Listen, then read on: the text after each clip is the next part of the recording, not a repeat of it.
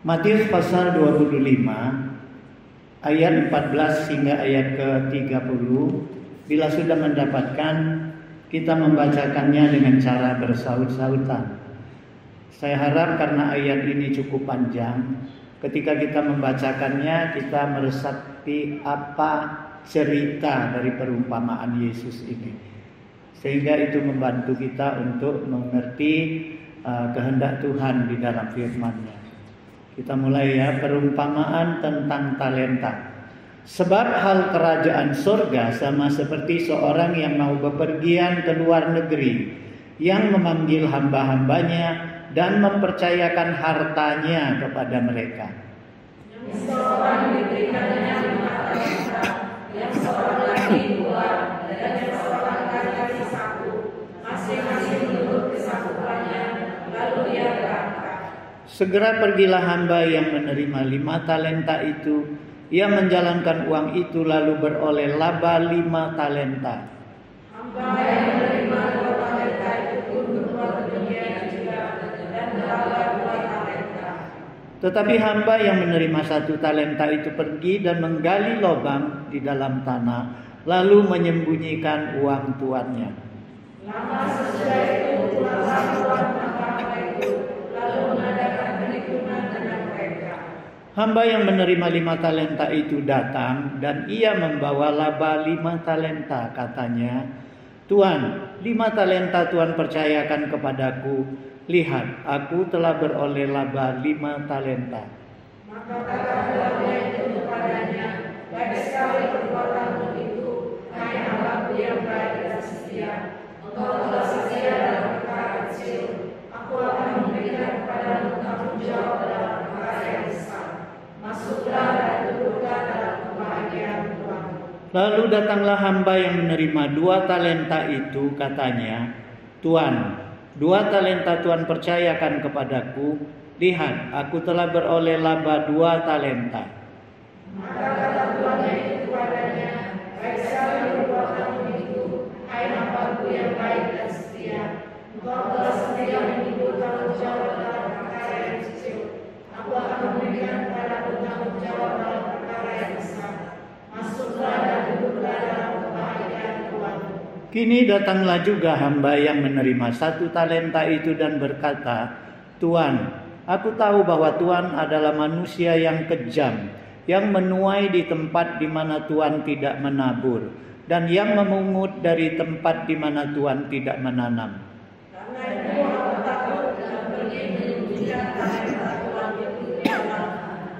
Ini berilah perkenan Tuan. Maka jawab tuannya itu, hai kamu hamba yang jahat dan malas. Jadi kamu sudah tahu bahwa aku menuai di tempat di mana aku tidak menabur dan memungut dari tempat di mana aku tidak menanam. Karena itu sudahlah seharusnya engkau berikan kepada orang yang menjalankan uang, supaya setelah itu aku menerimanya serta dengan bunganya. Sebab itu ambillah talenta itu daripadanya dan berikanlah kepada orang yang mempunyai 10 talenta itu. Karena setiap orang yang mempunyai kepadanya akan diberi, sehingga ia lebih paham. Tetapi siapa yang tidak mempunyai apapun juga yang ada padanya akan diambil daripadanya. Kita baca bersama ayat 30. Dan camkanlah hamba yang tidak berguna itu ke dalam kegelapan yang paling gelap. Di sanalah akan dapat ratap dan kertak gigi. Jemaat PWMI Batam yang saya kasihi di dalam Yesus Kristus. Ya, seorang tuan menitipkan hartanya kepada hambanya untuk dikelola. Dan kepada masing-masing mereka diberi talenta sesuai dengan kapasitas kesanggupan mereka. Di sini menjelaskan 3 hal bagi kita. Bahwa harta dan segala milik kita itu adalah titipan Tuhan. Mungkin kita akan protes kan, bukankah yang saya dapatkan, yang saya cari, harta kekayaan itu adalah jerih payah saya sendiri. Nah saudara sekalian, mari kita lihat bagaimana firman Tuhan mengatakan tentang ini. Di dalam Ulangan pasal 18 ayat 17-18 berkata demikian. Maka janganlah kau katakan dalam hatimu, kekuasaanku dan kekuatan tanganku lah yang membuat aku memperoleh kekayaan ini. Tetapi haruslah engkau ingat kepada Tuhan Allahmu, sebab Dialah yang memberikan kepadamu kekuatan untuk memperoleh kekayaan. Nah, saudara sekalian, kita dapat memperoleh kekayaan itu karena Tuhan memberi nafas kehidupan kita. Tuhan memberikan kemampuan kepada kita. Tuhan memberikan kesempatan-kesempatan kepada kita. Tuhan memberikan kesehatan kepada kita. Tanpa Tuhan memberikan itu, kita tidak akan dapat apa yang kita miliki sekarang. Jadi kita harus akui bahwa apa yang ada pada kita pada saat ini, itu adalah titipan Tuhan. Ini hal pertama yang kita dapat dari perumpamaan kita tadi. Nah, hamba Tuhan ini kemudian memberikan hartanya, menitipkan hartanya kepada 3 orang hambanya. Dan mereka masing-masing diberikan berbeda. Satu diberi 5, satu diberi 2 talenta, satu diberi 1 talenta. Apakah Tuhan ini pilih kasih? Tidak. Di dalam Alkitab jelas mengatakan bahwa Tuhan itu memberikan sesuai dengan kesanggupan mereka. Jadi di sini berbicara tentang kapasitas. Tuhan mengerti kemampuan orang mengelola harta yang Dia titipkan. Nah, saudara sekalian, ini hal kedua yang kita harus tahu, bahwa Allah memberikan sesuai dengan kapasitas kemampuan kita. Apapun itu Allah berikan, baik itu harta, baik itu benda, baik itu apapun yang Allah berikan kepada kita itu sesuai dengan kesanggupan kita untuk menerimanya. Dan yang ketiga, kita harus tahu bahwa harta yang Tuhan titipkan kepada kita itu supaya kita kelola. Supaya kita kelola. Tujuannya adalah supaya kita menghasilkan buah daripada apa yang Tuhan titipkan kepada kita. Nah, saudara sekalian, di dalam 1 Timotius pasal 4 ayat 14, melalui Rasul Paulus Allah berkata demikian, jangan lalai dalam mempergunakan karunia yang ada padamu, yang telah diberikan kepadamu oleh Tuhanmu. Nah, saudara sekalian, di dalam dunia ini hampir segala sesuatu itu mempunyai batas kemampuannya. Ada kapasitasnya. Ya. Jadi kita lihat alat-alat listrik. Ada voltasenya, kapasitasnya yang 110 volt. Ada yang 220 volt. Nah, kemudian kita lihat genset. Itu genset ada yang berapa ribu watt, ada yang berapa puluh ribu watt. Itu masing-masing ada kapasitasnya. Tadi waktu saya masuk ke dalam lift di gereja ini, saya teringat bahwa setiap lift itu ada kapasitas. Bisa menampung berapa orang di dalam lift dan berapa berat kapasitasnya. Nah, saudara sekalian, apabila melampaui kapasitas, maka alat itu akan rusak atau tidak berfungsi atau tidak normal. Nah, saudara sekalian, ini berbicara tentang kapasitas. Jadi saudara sekalian, kalau hari ini kita diberi Tuhan banyak, jangan sombong, itu titipan Tuhan. Ya. Kalaupun kita diberi sedikit, kita jangan berkecil hati. Mungkin pada saat itu, itulah kesanggupan kita untuk mengelolanya. Saya waktu masih zamannya Soeharto, saya kagum dengan Lim Xiao Liang. Kalian tahu ya, itu bosnya BCA. Saudara sekalian, usahanya itu bukan di Indonesia saja buka bank. Di mana-mana, hampir di seluruh dunia dia ada perusahaan besarnya. Wah, saya pikir hebat orang ini. Saya bayangkan, saya urus satu toko saja saya sudah gelabakan. Saya sudah sibuk setengah mati. Saya kalau diberi harta sebanyak Lim Xiao Liang, saya nggak mampu mengelolanya. Yakin, saya nggak mampu. Ya. Jadi saudara sekalian, inilah berbicara tentang kapasitas. Jadi Ada seorang karyawan di dalam satu perusahaan. Karyawan ini disayangi bos karena apa? Kerjanya rajin. Dia datang tepat waktu dalam bekerja. Satu hari mobilnya rusak. Jadi dia nggak bisa lagi dia harus menyediakan waktu jauh sebelum jam kerja dia sudah harus datang.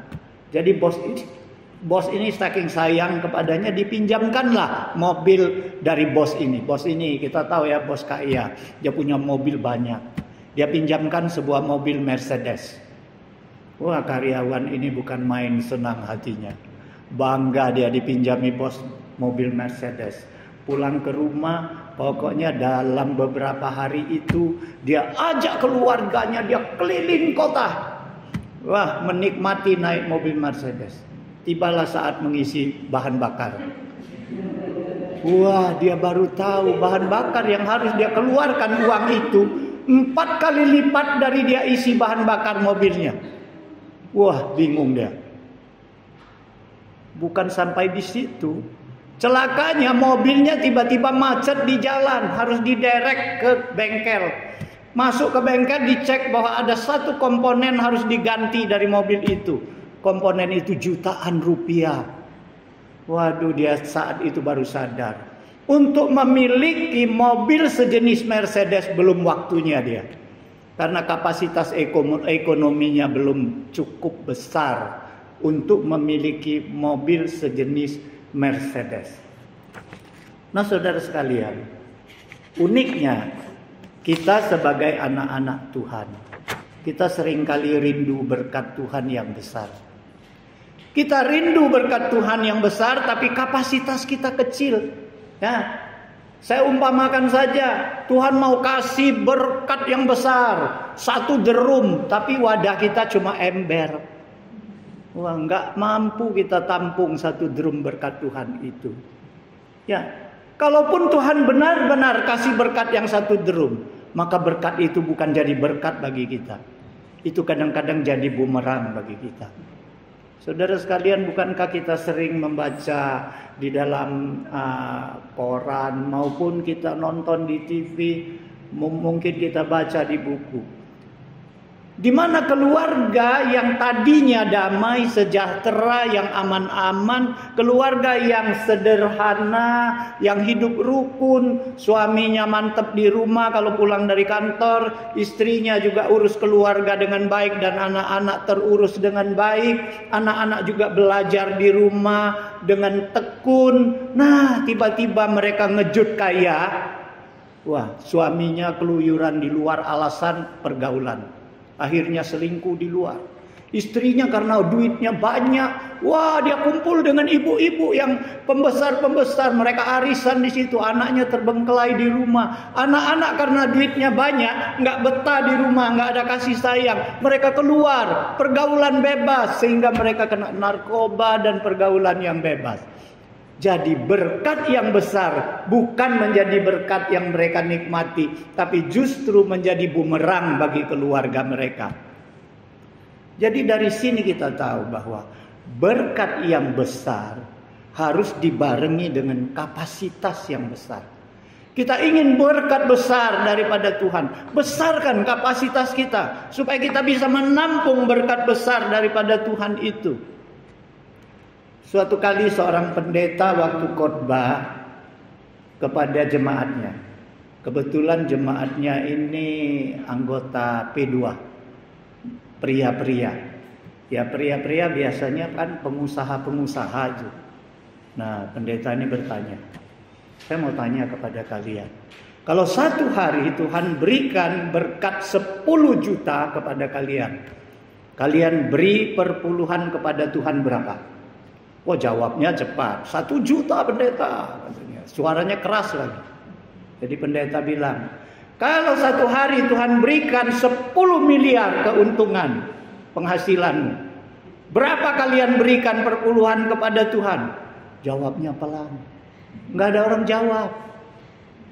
Tiba-tiba ada satu yang jawab, suaranya nggak sekeras tadi. Dia bilang 1 miliar pendeta. Habis dia jawab, ada yang nyeletuk di belakang. Kedengaran semua. Waduh, uang sebanyak itu sayang ya kalau diberikan ke gereja. Saudara sekalian, pendeta ini berkata, itu sebabnya kenapa Tuhan tidak beri kalian keuntungan 10 miliar. Karena kalian belum punya kapasitas hati untuk memberikan perpuluhan 1 miliar kepada Tuhan. Makanya Tuhan tidak berikan keuntungan 10 miliar. Karena memang kalian belum sanggup beri perpuluhan. Nah saudara sekalian, dari sini sekali lagi kita tahu bahwa yang dari Tuhan yang gratis itu apa? Hanya keselamatan. Ingat, keselamatan itu tidak butuh kita kerja apa, kita keluarkan apa, kita korban apa untuk dapatkan keselamatan.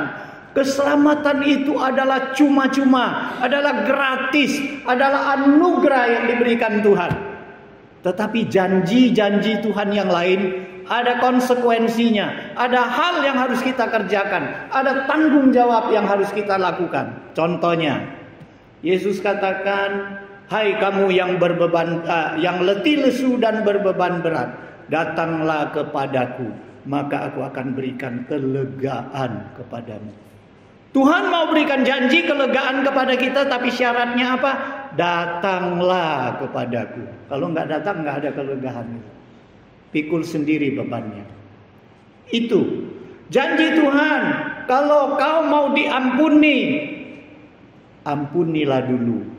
Maka Tuhan bilang, ampunilah, maka kamu diampuni oleh Tuhan. Itu konsekuensinya. Kita semua mau diampuni kesalahan kita, karena kita tidak terluput dari kesalahan. Bahkan tiap hari kalau kita mau hitung, pasti ada kesalahan yang kita lakukan. Baik dalam berbicara, kelakuan, baik kita dalam pergaulan, pasti ada kesalahan yang kita lakukan. Kita butuh keampunan daripada Tuhan, tapi kita harus mengampuni orang lain.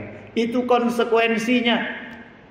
Saudara sekalian, kalau kita mau jadi pengikut Yesus, Yesus katakan apa? Harus pikul salib. Bukan ikut enak-enak, ikut begitu. Enggak, harus pikul salib, ikut Yesus.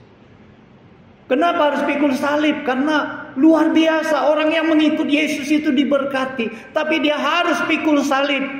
Dia harus mampu pikul salib. Maka ada orang peribahasa mengatakan demikian. Kalau mau rasakan indahnya ketawa, harus merasakan dulu perihnya menangis. Jadi saudara sekalian, segala berkat itu, segala janji Tuhan itu ada konsekuensi yang harus kita lakukan. Kecuali keselamatan itu gratis. Jadi saudara sekalian, kalau kita mau berkat Tuhan besar, ada yang harus kita lakukan.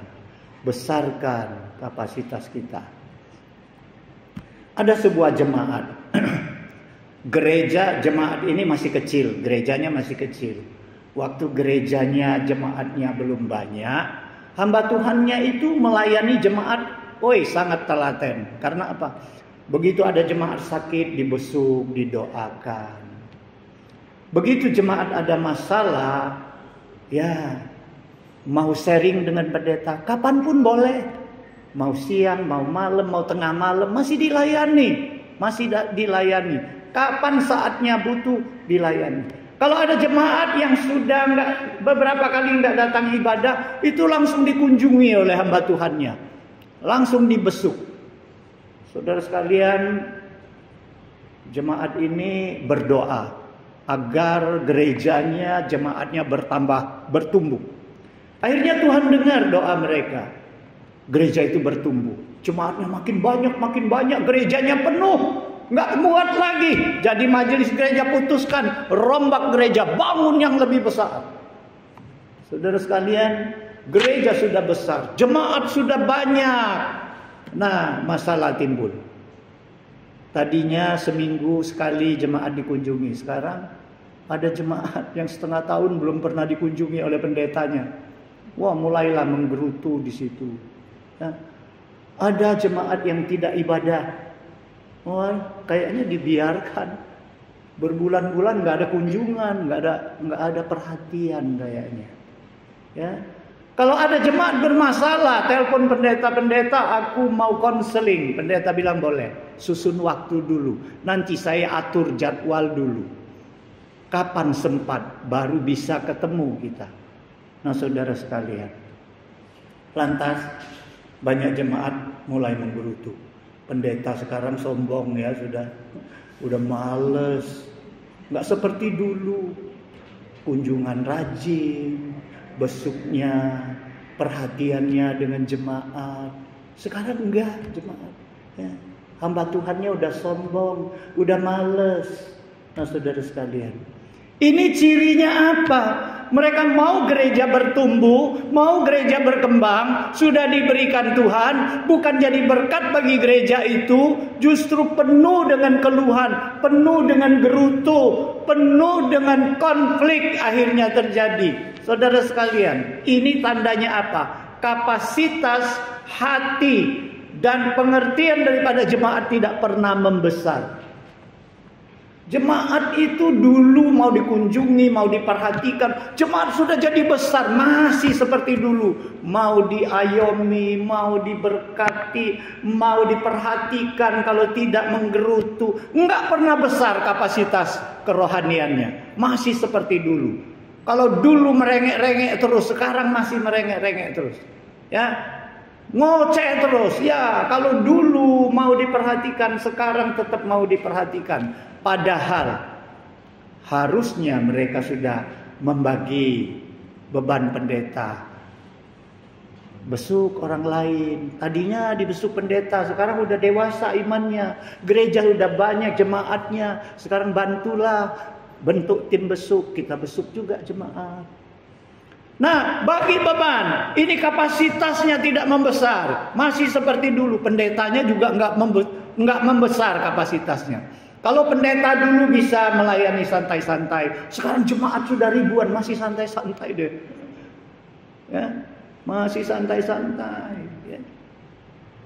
Nggak ada perubahan pelayanannya. Ya, masih seperti dulu. Nah, ini artinya cara pelayanan dari pendetanya, dari jemaat yang kecil sampai jemaat yang besar tidak berubah-ubah, tidak ada perkembangan. Tidak ada lebih gigih, lebih menghemat waktu, lebih terprogram rencananya, lebih mengatur waktu dengan baik. Tidak ada. Jadi jemaatnya tidak berkembang kapasitasnya, hamba Tuhannya juga tidak berkembang kapasitas pelayanannya. Akhirnya berkat besar itu bukan jadi berkat bagi gereja itu, justru jadi menimbulkan masalah yang besar. Jadi saudara sekalian, kita tentu berharap bagaimana supaya kapasitas kita membesar. Ya. Nah, sekarang kita lihat di dalam perumpamaan yang Yesus berikan. Yang pertama, setia dan tanggung jawab. Kita lihat ketika yang mendapatkan talenta dari tuannya, baik yang 5 yang 2, melaporkan hasil pekerjaan mereka, tuan itu memuji apa? Engkau hamba yang baik dan setia. Engkau setia dan bertanggung jawab dalam hal yang kecil, aku akan berikan tanggung jawab yang lebih besar. Jadi kita mau besarkan kapasitas kita harus setia dan tanggung jawab. Saudara sekalian, sudah berapa tahun kita jadi umat Tuhan, sudah percaya kepada Yesus? Coba kita pikirkan, kapasitas iman kita sudah membesar belum? Kalau dulu saya ibadah bolong-bolong, sekarang masih bolong-bolong nggak? Apa lebih rajin sudah? Kalau dulu ya mungkin setengah tahun sekali aku ikut rombongan besuk pendeta. Sekarang apakah masih setengah tahun atau jadi 1 tahun atau setiap minggu saya sudah? Ya. Nah, kita selidiki kapasitas kita, kesetiaan kita dan tanggung jawab, di mana kita diberikan tanggung jawab untuk pelayanan. Ya. Jadi pelayanan di gereja banyak, ada pelayanan di dalam segi doa, ada pelayanan di segi sound system, ada pelayanan di dalam memainkan musik, ada pelayanan di dalam memimpin Yesus dan semua jemaat. Ada tugas dan tanggung jawab yang Tuhan berikan. Apakah kita setia dan tanggung jawab? Karena setia dan tanggung jawab ini merupakan satu syarat untuk membesarkan kapasitas kita. Ya, bagaimana kita besarkan kapasitas kita? Karena untuk apa? Kita lihat. Setelah hamba Tuhan itu dipuji oleh tuannya ngomong apa? Aku berikan tanggung jawab yang lebih besar. Kapasitasnya membesar. Masuklah ke dalam kebahagiaan Tuhanmu. Masuklah ke dalam kebahagiaanku. Saudara sekalian, inilah berkat daripada kita membesarkan kapasitas. Kebahagiaan dunia sementara, sifatnya sementara, semu, tetapi kebahagiaan di dalam Tuhan adalah kekal dan kokoh. Jadi saudara sekalian, ini yang pertama. Yang kedua, kita pasti ya, kalau kita pengusaha kita pasti banyak anak buah. Ya, kalau kita ada anak buah, kita mau cek kesetiaan mereka, tanggung jawab mereka, pasti dari hal-hal yang kecil. Nggak mungkin kita sekali beri kepercayaan kita kasih 1 miliar. Oh, lari jangan-jangan dia nanti ya. Kita tes dulu, kasih yang dikit dulu, tanggung jawab yang kecil dulu. Apakah dia ini bekerjanya tanggung jawab, boleh dipercaya? Apakah dia ini memang bekerjanya tekun? Apa yang diperintahkan dia lakukan dengan baik? Dia merasakan usaha ini adalah usaha dirinya sendiri. Nah, dengan demikian dari hal kecil makin kita percayakan yang lebih besar. Makin kita percayakan yang lebih besar. Saudara sekalian, ini hal yang kedua, bagaimana caranya kita besarkan kapasitas kita. Apa hal-hal yang kecil? Saya katakan tadi, ibadah itu hal yang kecil sebenarnya. Kita kalau ada waktu datang ibadah, itu hal yang kecil. Kita bisa nggak setia di situ? Kita tanggung jawab dah bahwa kita sebagai anak Tuhan harus ibadah kepada Tuhan. Itu hal yang kecil. Berdoa di rumah, berdoa di gereja itu hal kecil. Ya, nggak berat itu. Tapi kita setia nggak di dalam hal kecil itu? Ya, baru nanti kalau kita setia, kita diberi tanggung jawab, kita masuk ke dalam pelayanan dengan setia juga. Nah, saudara sekalian, ini syarat yang kedua. Nah, syarat yang ketiga, investasi. Kita tahu investasi ini selalu dianjurkan. Pemerintah juga anjurkan. Investasi itu adalah melepaskan modal yang lebih banyak ke dalam perusahaan kita atau perusahaan orang lain. Kita join, kita invest modal kita ke sana supaya nanti kita dapat juga keuntungan dibagi dari sana. Nah, saudara sekalian, kenapa hamba Tuhan yang ketiga itu dicercah oleh tuannya? Dia sembunyikan talentanya di tanah. Dia mau kembalikan seperti itu saja. Dia tidak kelola itu. Tuannya marah. Kalau kau malas bekerja, uangmu invest. Investnya kemana? Berikan orang yang menjalankan uang. Tadinya saya merenungkan firman Tuhan ini ya dulu-dulu. Saya pikir ini Tuhan anjurkan orang gunakan uang ya. Kalau ada duit kasih orang dia dapat bunganya. Itu gunakan uang kan? Saya pikir baca Alkitab yang lain bagiannya jangan gunakan uang. Kalau beri pinjaman jangan mengharapkan kembali malah. Kalau berikan bantuan pinjaman kepada orang miskin jangan dihitung bunga, jangan kasih laba di situ. Saya pikir kenapa Tuhan Yesus katakan, kenapa engkau tidak berikan uangmu, talentamu kepada orang yang menjalankan uang, sehingga ketika uang itu kembali beserta dengan bunganya yang aku dapat. Nah, saudara sekalian, saya lalu merenungkan, menjalankan uang sama enggak dengan membungakan uang? Oh, beda. Saya bandingkan dengan bank. Bank itu berikan bunga kepada kita. Kenapa? Dia bukan bungain uang, bukan. Bank itu pakai uang kita untuk dijalankan, untuk diusahakan. Ya, jadi kalau kita punya uang, kita investasi kepada satu perusahaan, wajar kita dapat keuntungan, pembagian keuntungan. Ya. Jadi kita bukan berikan uang kepada orang yang bungakan uang, bukan. Jalankan uang adalah usahakan, kerjakan uang itu. Seringkali kan kita ada teman, saya pernah diajak oleh teman, yuk bantu yuk, aku kurang dana mau buka usaha ini. Ya, bisa gak kau bantu dana, nanti kita kerjasama, nanti kita bagi hasil. Oh, yang menjalankan uang siapa? Dia. Tapi kita yang investasi. Nah saudara sekalian, Yesus mau kita kalau mau besarkan hasil, mau besarkan kapasitas, kita harus berani berkorban, lepaskan apa yang di tangan kita. Yesus katakan, sebuah biji gandum tidak akan menjadi banyak kalau tidak jatuh ke tanah dan mati dan tumbuh menjadi banyak. Nah saudara saya, ini adalah konsep investasi. Nah, jadi saudara sekalian, kalau kita mau berkat besar, sementara kita tidak mau berkorban, Tuhan tidak suka seperti itu. Ya, Tuhan tidak suka seperti itu. Jadi kita datang ke gereja, kita bukan hanya mau dilayani, tapi kita harus melayani. Itulah korban, itulah investasi kita. Ketika kita melayani, Tuhan juga melayani kita. Nah, saudara sekalian, investasi itu penting. Ya, kita mau disayangi orang, tapi kita tidak pernah melepaskan kasih sayang kepada orang lain.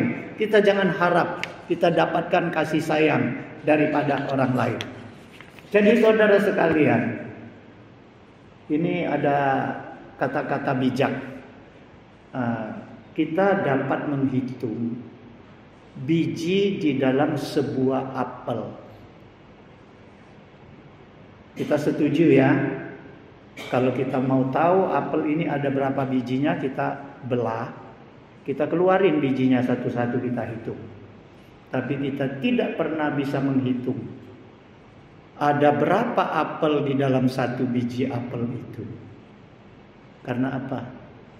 Kalau kita mau tahu, biji itu harus ditanam dulu, jadi pohon dulu, kemudian dia hasilkan buah apel banyak, kemudian baru kita hitung apelnya berapa banyak. Hasilnya daripada satu biji yang kita tanam. Nah saudara sekalian, inilah investasi. Jadi saudara sekalian, kita yang melayani Tuhan, kapasitas kita harus makin besar. Kapasitas iman kita harus makin besar. Sehingga berkat Tuhan juga makin besar kepada kita. Tanggung jawab yang Tuhan berikan juga makin besar. Ya. Jadi apa untungnya? Mungkin kita sama seperti hamba Tuhan yang dapat satu talenta itu. Capek-capek mau jalankan uang, ini bukan uang aku lagi, ini titipan lagi. Dikuburkan aja, dikembalikan aja, yang penting aku cukup makan. Aku numpang hidup di rumahnya, mau makan, mau pakai cukup di situ. Ngapa mau capek-capek? Tapi ingat, satu hari Tuhan itu kembali dan buat perhitungan. Ketika dia tahu ini orang malas dan tidak setia, maka apa akibatnya? Semua miliknya, talenta yang sudah diberikan dicabut. Pada saat itu dia akan dilempar ke tempat kegelapan. Di situ tangis dan retak gigi. Saudara sekalian, itu akibat yang sangat parah dan sangat tragis. Saudara sekalian, kita diberi Tuhan talenta. Tidak ada satu orang tidak diberi Tuhan talenta. Tidak ada satu orang yang tidak dititipkan Tuhan hartanya. Ya. Nah, kita apakan itu? Kita kembangkan, pasti kan? Kita kembangkan sehingga kita cukup makan, cukup pakai, kita punya harta, kita punya gedung, kita punya rumah, kita punya sawah, wah, kita punya perusahaan. Tapi ingat, kapasitas Tuhan itu jangan lupa, sebagian harus kita kerjakan adalah untuk mengucapkan syukur kepada Tuhan. Kita harus lakukan sesuatu yang menyenangkan hati Tuhan, karena Tuhan terlebih dahulu sudah memberkati kita. Tadinya saya siapkan khotbah ini, saya sudah dibatasi waktu 15 menit, 20 menit. Saya pikir ini khotbahnya susah ini kalau dibatasi waktu. Tapi sekarang saya pikir kalian masih semangat. Oke, saya bagikan satu perumpamaan ya. Ini di dalam Alkitab. Waktu zamannya Elisa, ada seorang istri Nabi. Istri Nabi ini datang kepada Elisa, dia mengeluh, dia ngadu. Dia bilang, Tuhan, suamiku udah mati. Tapi waktu suamiku hidup banyak hutang. Banyak hutang. Suaminya ini murid Nabi, ini Nabi, sekolah Nabi, dulu ada sekolah Nabi itu. Jadi orang penagih hutang itu datang, saya nggak bisa bayar, mereka mau ambil anak saya. Mau ambil anak saya, kok jadi bayarnya. Jadi anak saya harus jadi hambala, kira-kira begitu. Jadi Elisa tanya, jadi kamu mau saya buat apa? Ada apa di rumahmu? Ada apa yang masih ada di rumahmu? Hanya satu buli-buli yang terisi minyak sedikit. Jadi Elisa bilang apa? Pulang, kumpulkan semua buli-buli. Ada di rumahmu berapa banyak? Nggak ada lagi, pinjam di tetanggamu, pinjam dengan temanmu, sebanyak mungkin buli-buli yang kosong kumpulkan di rumahmu. Kemudian sudah terkumpul, masuk ke dalam kamar dan tuangkan minyak itu ke dalam buli-buli itu. Jadi Alkitab mengatakan apa? Dituanglah. Anaknya ngerewangi mamanya ya. Dituang penuh satu, bawa lagi buli-buli kosong, tuang lagi penuh, bawa lagi, semua penuh sampai akhirnya anaknya bilang, "Ma, sudah habis." Buli-bulinya sudah habis. Akhirnya minyak itu berhenti. Nah, saudara sekalian, saya pikir ini kapasitas. Kalau ada lagi 20 buli-buli yang dikumpulkan waktu itu, minyak itu masih mengalir. Tapi ketika buli-bulinya habis, minyak itu stop. Begitulah kapasitas kita. Makin besar kapasitas kita, berkat Tuhan makin datang terus. Tambah besar lagi, berkat Tuhan tidak akan berhenti.